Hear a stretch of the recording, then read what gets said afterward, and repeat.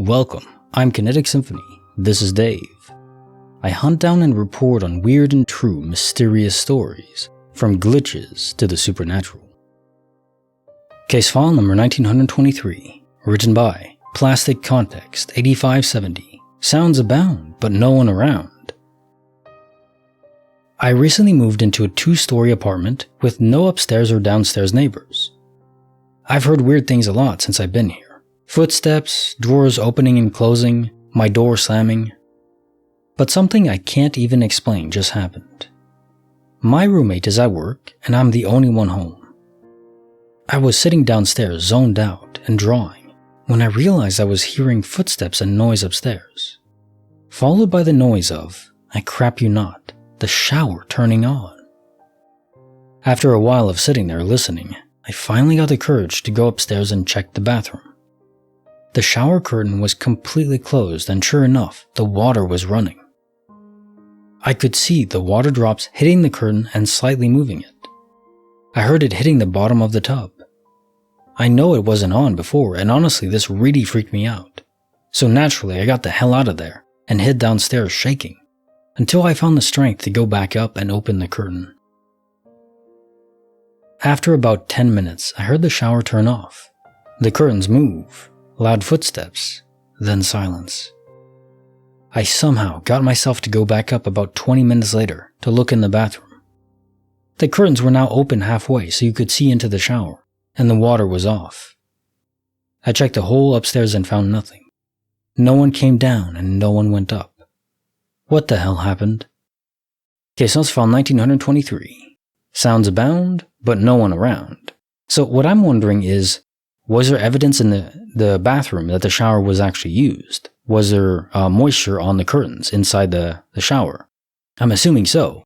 But as we discussed before, I think spirits can truly manifest in reality enough where they could take a shower. They could have water interact with their body. Maybe they wouldn't feel it. I don't know if spirits really can a spirit manifest and start eating food and still have the sensation, the flavors of food interacting in their mouth? Because that's one thing I've always been wondering about if I die and become a spirit.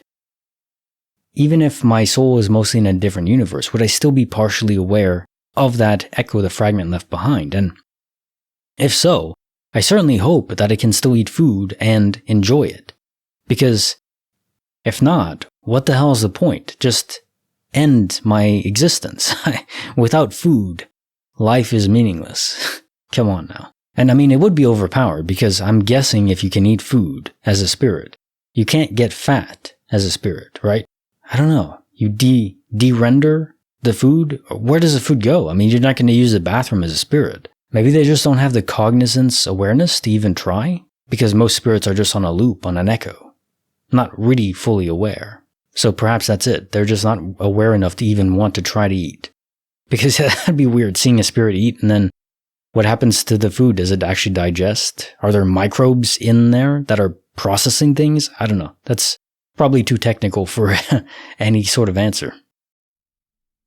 Case file number 1924, written by OK Association 8471. Lectures at Klaipėda's Gate. Parallel worlds at a strange rate.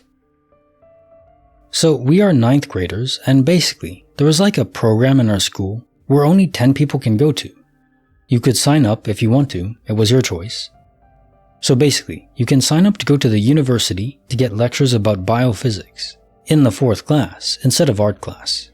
So I signed up, of course, and my friend too. The signing up was 4 weeks ago.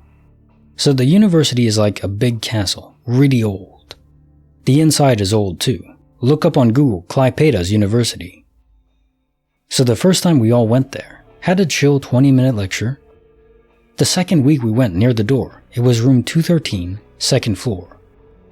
The lecturer didn't even come, and the door was locked. So we went home, and it turns out he was sick that day. Today is the 3rd week. Me and my friend met up, went to the university from our school. It's like 2 kilometers away.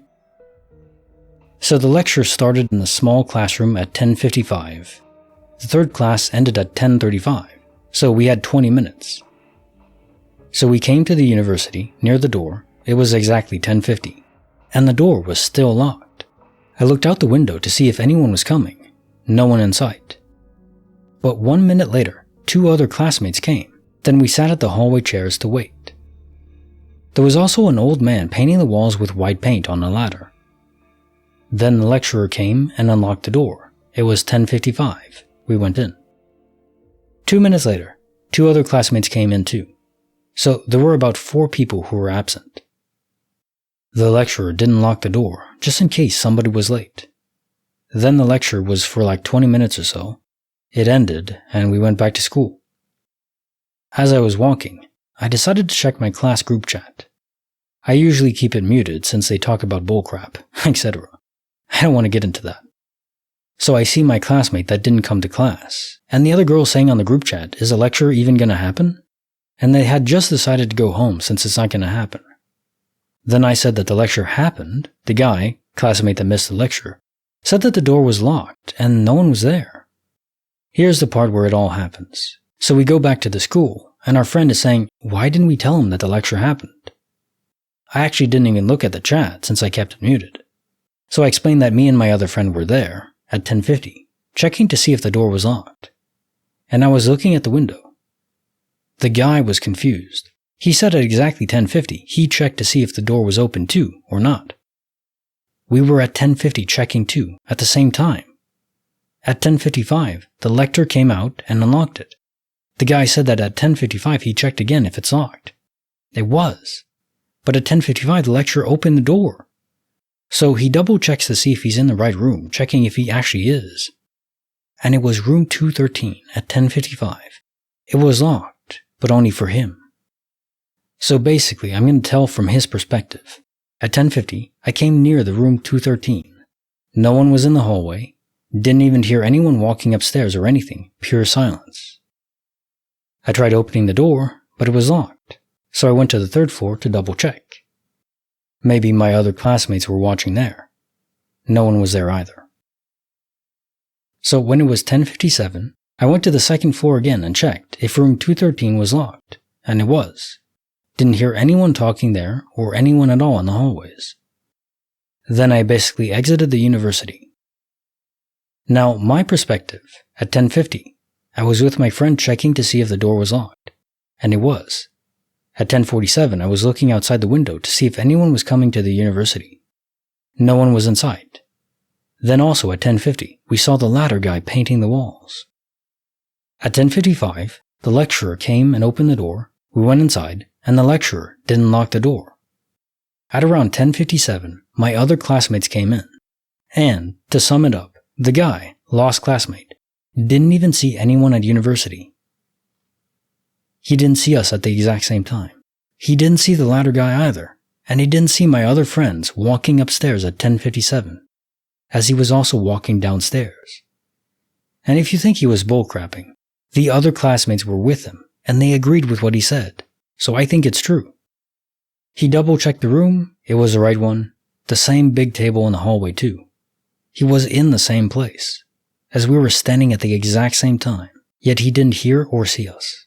And we didn't see the lost guy and the girls. Me and my friends couldn't even hear them walking the stairs or even talking. He didn't either. Were we in a parallel world, multiverse? I would really like an explanation.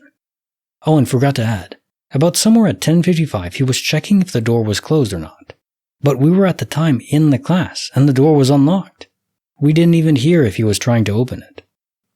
Case from 1924. Lectures at Klaipėda's Gate. Parallel worlds at a strange rate. I really liked the detail in the story, specific times, and identifying the exact position in space and time. You're both in the same physical place at the same time, but weren't interacting in the same universe. How cool to have such a detailed account of that. And yeah, the real question though I think is which one was in the originating universe and which one wasn't. Well, you could probably determine that just by looking at the walls, the paint on the walls. Whichever has the freshest coat, that is the originating universe. So if yours doesn't have a fresh coat, then you were actually in the different universe. Or you could ask your teacher too, assuming this doesn't happen again. Wonder if it's a geographic location, that specific spot is prone to maybe because the membrane there is just thin enough? Does the thinness of the membrane shift position too? Maybe it does. Maybe it's almost like tectonic plates rubbing against each other, causing friction, and at certain points, it's almost like an earthquake that you don't feel, but it just enables crossover. That's an interesting thought. Now time for the joke of the day. I have a mathematics joke, but I'm too square to say it. Oh man. I think some people won't get that, and that's okay, because math is nerdy. Like the video, subscribe, hit the bell. Kinetic Symphony, signing off.